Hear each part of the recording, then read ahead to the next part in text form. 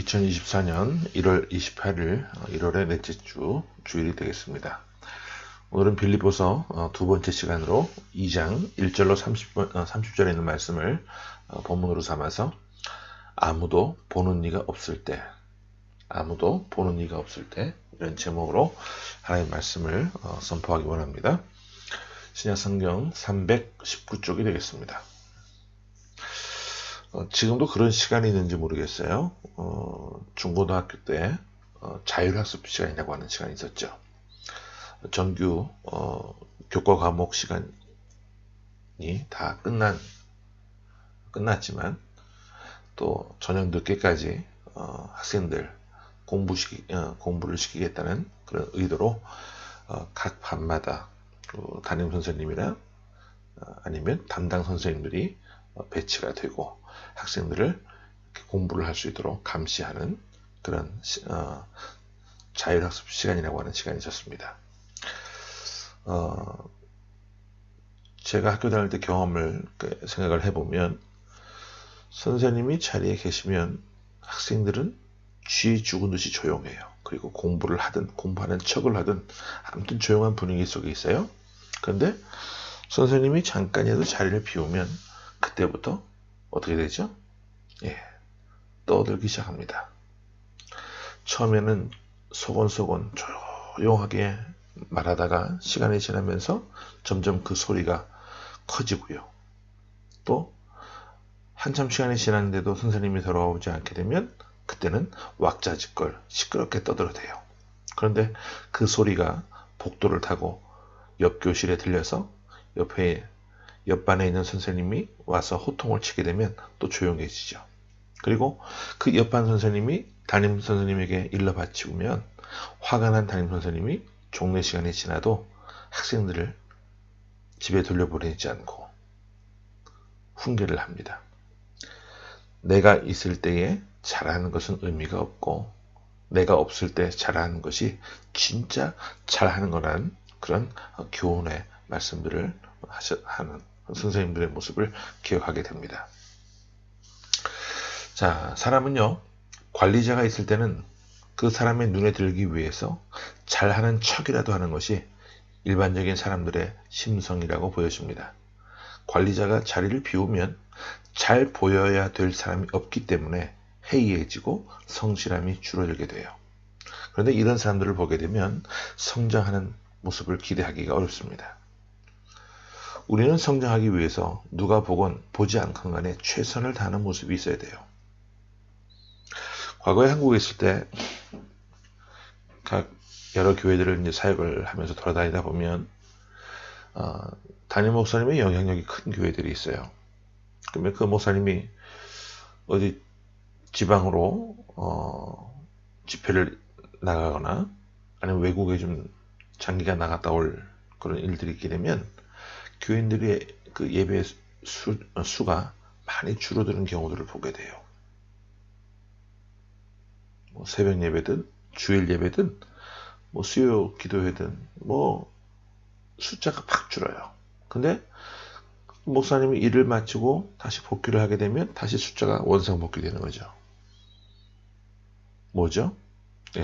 사람의 시선을 의식하는 겁니다. 저는 그런 모습은요, 바람직하지 않다고 봐요.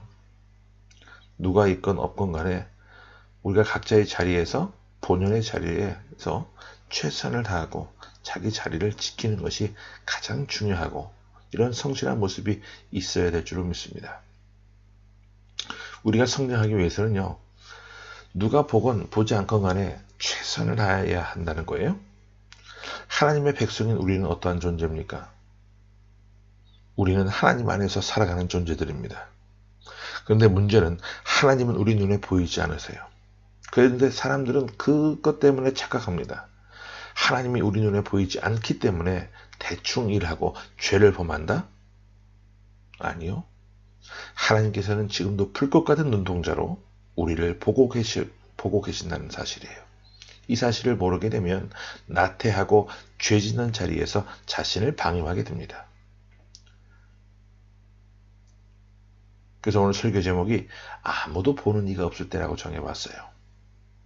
아무도 보는 이가 없을 때 우리의 모습은 어떠한가?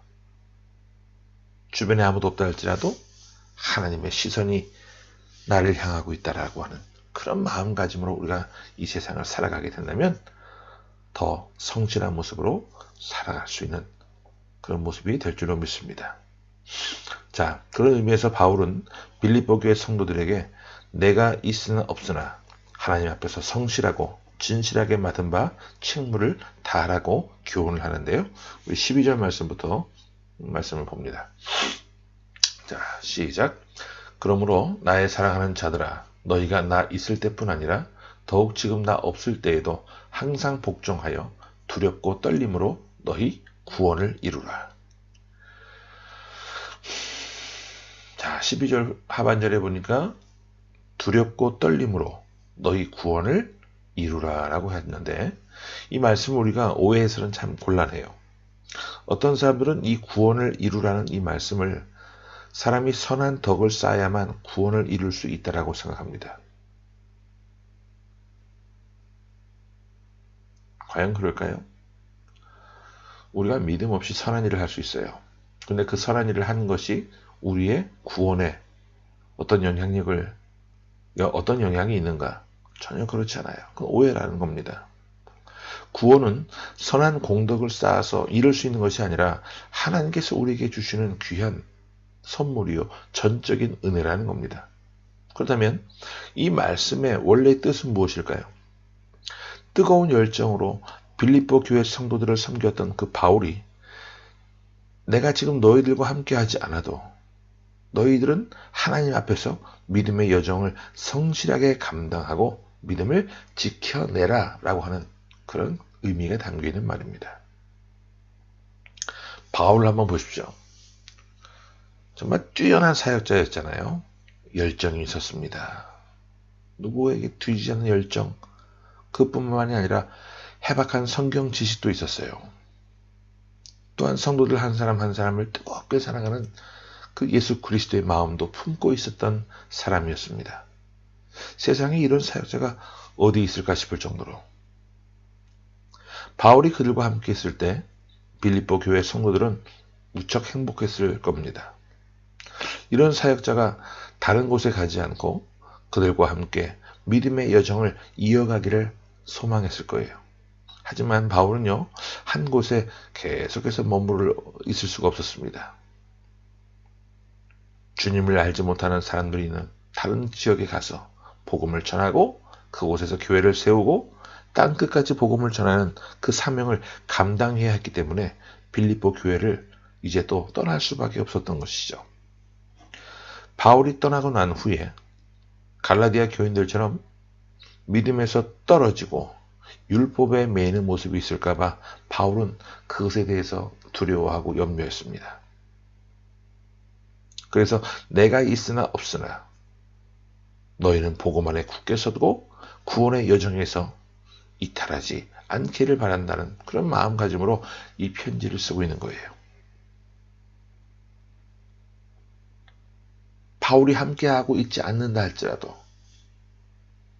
바울이 지금 그들과 함께 함께하지 못하고 있지만 그럼에도 불구하고 믿음의 자리에서 이탈하지 말고 각자 맡겨준 바 사명을 잘 감당하라고 전하고 있는데요. 우리가 바울은요, 그 믿음의 여정을 걸어가는 빌립보 교회 성도들에게 또한 이런 부탁의 말씀을 전하고 있는 것을 보게 돼요. 5절부터 말씀을 쭉 보기를 원하는데요. 우리 5절부터 시작해 봅니다. 자, 시작. 너희 안에 이 마음을 품으라. 그게 무슨 마음이에요? 곧 그리스도 예수의 마음이니. 6절. 그는 근본 하나님의 본체시나 하나님과 동등됨을 취할 것으로 여기지 아니하시고. 7절. 오히려 자기를 비워 종의 형체를 가지사 사람들과 같이 되셨고. 8절 말씀입니다. 사람의 모양으로 나타나사 자기를 낮추시고 죽기까지 복종하셨으니 곧 십자가에 죽으십니다. 9절. 이러므로 하나님이 그를 지극히 높여 모든 이름 위에 뛰어난 이름을 주사. 10절 말씀. 하늘에 있는 자들과 땅에 있는 자들과 땅 아래에 있는 자들로 모든 무릎을 예수의 이름에 꿇게 하시고 11절도 봅니다. 모든 입으로 예수 그리스도를 주라 시인하여 하나님 아버지께 영광을 돌리게 하셨느니라.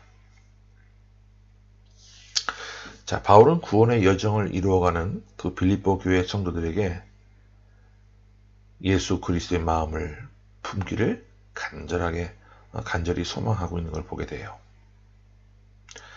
바울과 함께 달려가는 그 길은 불완전한 길이니 이제는 떠난 나, 이 바울은 생각하지 말고 예수 그리스도의 마음을 가져라. 그러면 구원의 여정에서 흔들리지 않게 될 것이다.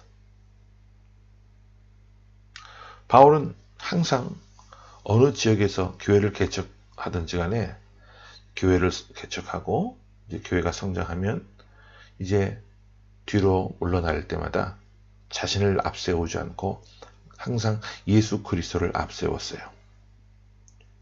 그 주님과 함께 걸어가는 그 길이야말로 믿음 생활에서 실패하지 않는 길임을 알았기 때문에 그렇죠. 여러분, 사람은 완전치가 않아요. 불완전합니다. 우리도 역시 마찬가지로 불완전한 존재들이에요. 우리가 어떤 사람을 바라보면서 저 사람을 내 삶의 목표로 삼아야 되겠다라고 그렇게 마음을 먹고 걸어가다가 그 사람이 넘어지면 어떻게 해요? 나도 영향을 받아서 나도 실족할 수 있어요.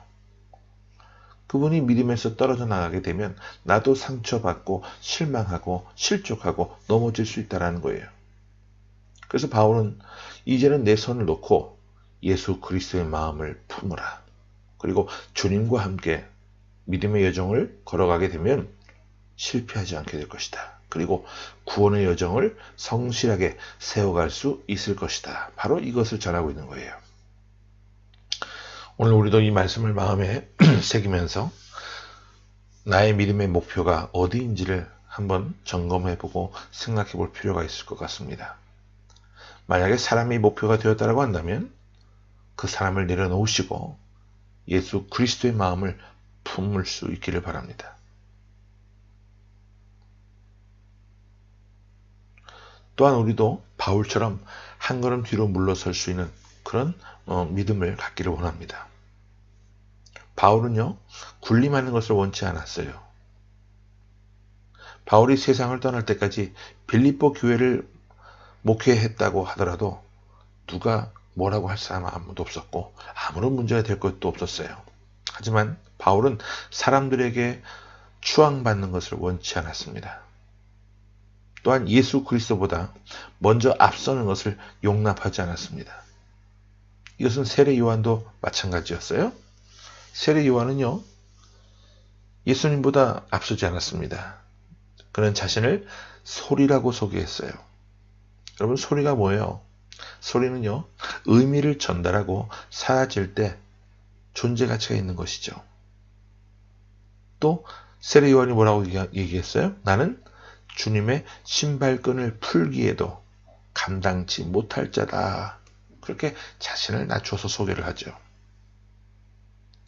예수 그리스도를 온전히 드러낸 그 세례 요한은 여자가 낳은 사람 중에 이보다 위대한 이가 없다라고 하는 그런 칭찬을 듣게 됩니다. 여러분, 목회자도 마찬가지예요. 교회 중직자들도 마찬가지예요. 어느 누구도 예수 그리스도보다 앞설 수는 없어요. 주님을 먼저 드러내고 자신은 한 걸음 뒤로 빠지는 그런 겸손한 믿음의 백성들이 되어야 될 줄로 믿습니다. 주변에 혹 믿음이 연약한 자들이 있다고 한다면 그들의 믿음을 붙잡아 일으켜 세워주고 예수님이 그들과 함께 손을 잡고 걸어갈 수 있도록 길을 열어주는 성숙한 신앙을 갖는 우리의 모습이 되기를 바랍니다. 또한 우리는 주님과 함께 걸어가고 사람을 바라보면서 신앙의 여정을 걷지 않는 그런 하나님의 자녀들이 되어야 될 줄로 믿습니다. 오늘 이 말씀을 통해서 여러분들 모두가 사람이 아닌 그리스도를 바라보고 아무도 보는 이가 없을 것만 같은, 또 보는 이가 없는 그런 곳에 있다 할지라도 주님의 시선이 우리를 향하고 있다는 것을 꼭 기억하시기 바라요. 더 나아가서 그리스도 예수의 마음을 품고 항상 하나님을 앞세우고 주님을 앞세우고 자신을 먼저 내세우지 않는 그런 삶이 되시길 바랍니다. 바울처럼, 세례 요한처럼 말이죠. 그런 삶을 살아갈 때 시마다 때마다 일마다 분초마다 우리와 함께 하시고 우리를 보호하시고 우리보다 먼저 한 발자국 앞에 가셔서 역사하시는 주님의 크신 그 손길을 경험하는 복된 인생의 모습이 될 줄로 믿습니다. 아멘. 말씀을 기억하면서 함께 기도하시겠습니다. 참 좋으신 하나님 감사합니다. 어느새 새해 들어 1월의 마지막째 주일인데 세월이 흐르는 모습을 바라보면서 무의미하고 몸이 건조하고 정말 향방 없는 인생의 모습이 되지 않도록 우리에게 하나님 귀한 믿음을 허락해 주시고 모든 인류의 역사와 인간의 흥망성쇠를 주장하시는 그 하나님 앞에 모든 것을 맡기고 의지하며 살아가는 저희들이 되게 하여 주옵소서. 특별히 아무도 나를 바라보는 이가 없는 그런 곳에 나 혼자 있다라고 했을 때 하나님 그것이 범죄하는 장소가 되는 것이 아니라 나를 바라보고 계시는 그 주님과 함께 교제하는 기도의 자리가 되게 도와주시고 더 나아가서 그리스도 예수의 마음을 품고 이 한 해를 능히 살아나갈 수 있는 그런 거룩한 신앙의 용사들 될 수 있도록 도와주옵소서. 또한 바라옵기는 바울처럼 또 세례 요한처럼 먼저 주님을 드러내는 인생이 되게 하시고 그런 인생을 우리가 살아나갈 때에 주님께서 시간마다 분초마다 우리와 함께 하심을 경험하는 놀라운 한 해가 우리 삶에 허락될 수 있도록 펼쳐질 수 있도록 주여 강하게 역사하여 주옵소서. 살아계신 예수 그리스도의 이름으로 감사하며 간절히 기도하옵나이다. 아멘.